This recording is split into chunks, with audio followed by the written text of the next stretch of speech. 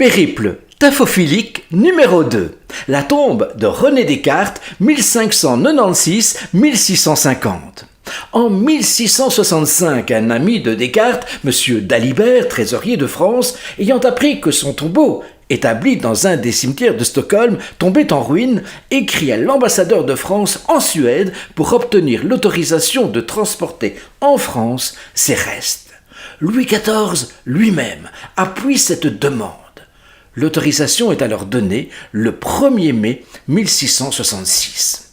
Constatant lors de l'exhumation que le corps est en état de décomposition avancée, il transfère les restes dans une boîte de cuivre de 80 cm de longueur.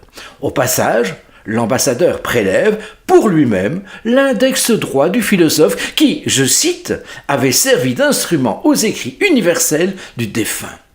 Le cercueil arrive à Paris dans les premiers jours de janvier 1667. Il est d'abord déposé dans l'église Saint-Paul, puis dans l'église de l'abbaye Sainte-Geneviève de Paris. Ensuite, après la Révolution française, les restes de Descartes en sont retirés. À part le crâne de Descartes qui manque, le conservateur du patrimoine récupère dans un coffre de bois les ossements attribués à Descartes. Fragments de tibia et de fémur, de radius et de cubitus, les autres os étant réduits en poussière, qui sont placés dans une urne antique en porphyre. Au passage, il récupère quant à lui un os plat, afin d'en faire des bagues pour ses amis.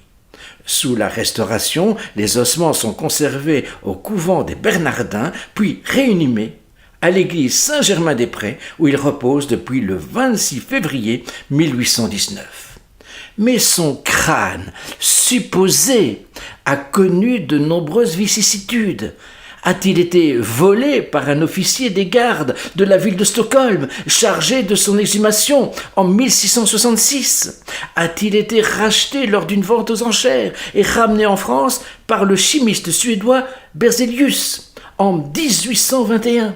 Ce prétendu crâne de Descartes, sur lequel est gravé un poème en latin et le nom de ses 9 propriétaires successifs, est remis par Berzelius à la collection anatomique du Jardin des Plantes, puis celle du Musée de l'Homme en 1931.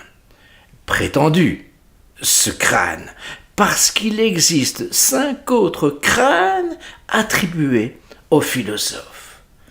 À tout bientôt pour d'autres périples taphophiliques.